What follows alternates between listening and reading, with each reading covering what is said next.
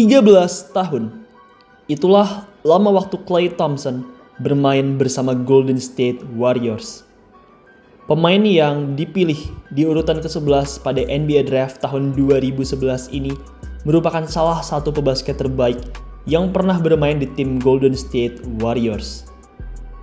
Pencapaiannya dengan Warriors amatlah melimpah. Ia pernah meraih 5 buah All-Star, antara lain di tahun 2015, 2016, 2017, 2018, dan 2019. Kemudian juga pernah masuk ke All-NBA Third Team, serta pernah masuk ke NBA All-Defensive Second Team. Ya, Klay Thompson ini tidak hanya hebat dalam offense, tapi ia juga ganas dalam defense. Dengan tubuhnya yang besar dan kuda-kudanya yang mantap, Klay Thompson berhasil menjadi seorang defender yang elit di Golden State Warriors dulu. Ambil contoh adegan ini. Ini merupakan adegan di musim 2015-2016 saat Klay baru memasuki musim kelimanya di NBA. Skor akhir 111-108 untuk keunggulan Golden State Warriors. Penguasaan bola ada di tangan Denver.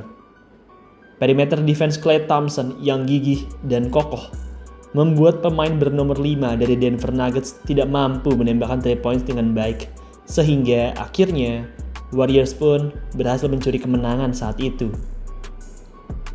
Sayangnya, hari-hari Klay Thompson di Golden State Warriors diwarnai juga dengan cedera. Klay tercatat 2 kali mengalami cedera ACL, yaitu di musim 2019-2020 dan di musim 2020-2021. Akibat cedera ACL tersebut, ia pun jadi tidak bisa bermain selama 2 musim berturut-turut. Cedera ini rupanya amatlah buruk. Setelah sembuh, Klay gagal bermain seperti sebelumnya. Di 2 musim pertamanya setelah cedera, Klay memang masih produktif dengan mencatatkan lebih dari 20 points per game di tiap musimnya. Ia bahkan masih sempat mencetak 5 buah 40 points game selama 2 tahun pasca cederanya tersebut. Tapi tetap saja, ia bukanlah Klay yang dulu. Efisiensi tembakan serta pergerakannya terlihat mengalami penurunan.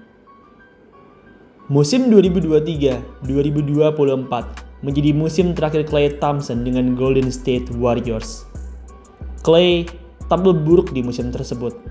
Rataan poinnya drop menjadi hanya 17,9 points per game. Persentase field goals dan 3 points-nya juga lebih rendah dibanding dengan musim sebelumnya.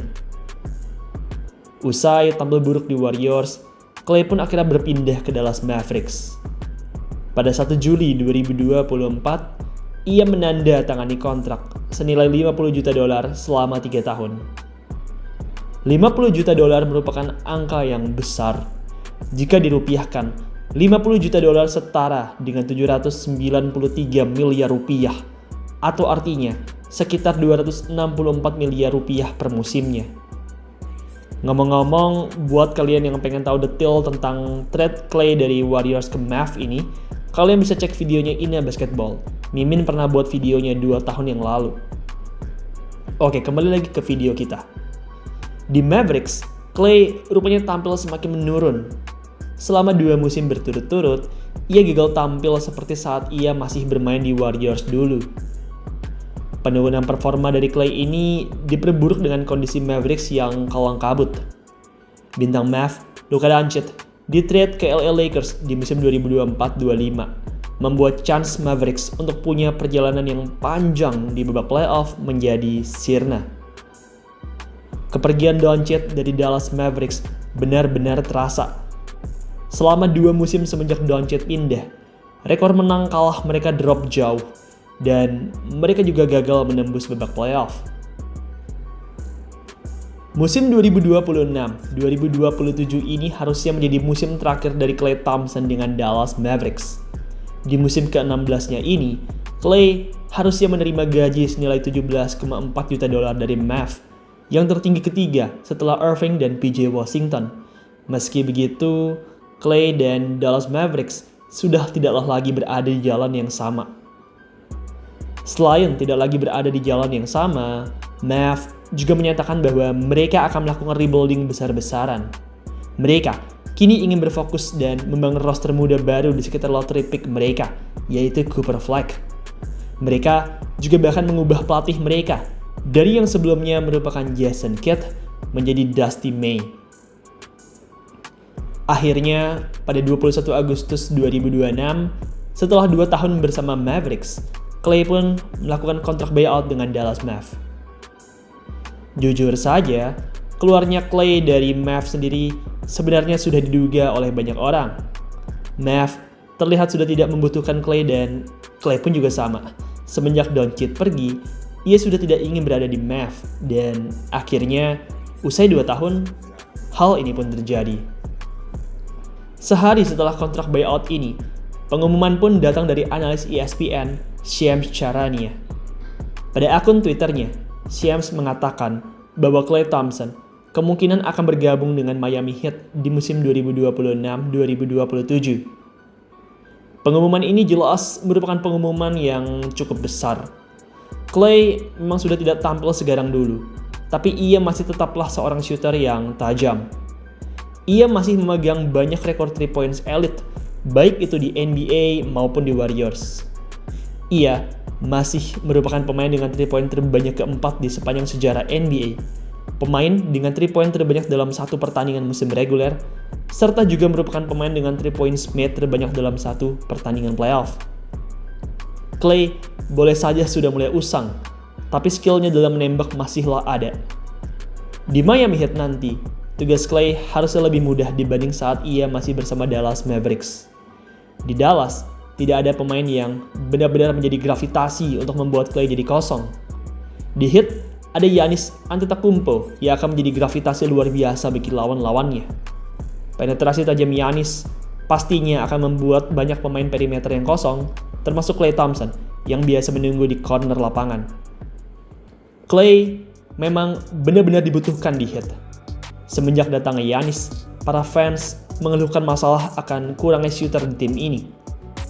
Dengan rumor kedatangan Klay ke Heat ini, maka terjawab sudahlah pertanyaan para fans tentang kekosongan shooter ini.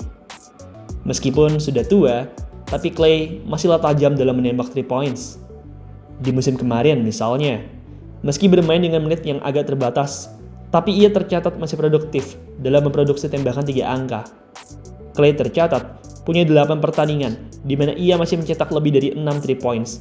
Dengan pertandingan melawan Orlando Magic pada 5 Maret 2026 jadi pemimpinnya, di mana ia saat itu mencetak 7 dari 12 3 points attempt di laga tersebut. Klay jelas tidak perlu selalu tampil bagus di Heat. Ia cukup sesekali saja tampil bagus dan itu sudah sangat membantu Miami Heat. Heat sudah punya 2 bintang utama, yaitu Giannis Antetokounmpo dan Bam Adebayo. Kedua bintang inilah yang harus memegang peran utama dalam defense. Tambahan shooter veteran seperti Klay jelas akan amat membantu Heat, baik itu di musim reguler maupun di babak playoff.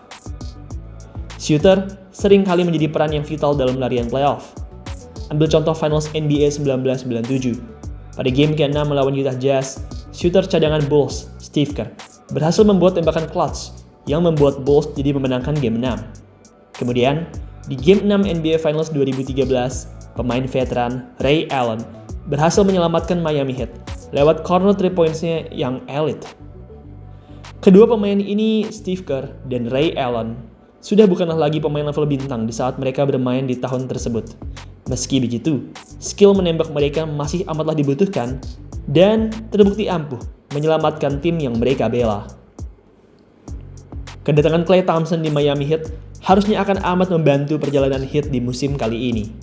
Kira-kira akan sejago apa nih Klay Thompson di musim 2026-2027 nanti? Dan akankah ia benar-benar berlabuh di Heat? Mari kita tunggu.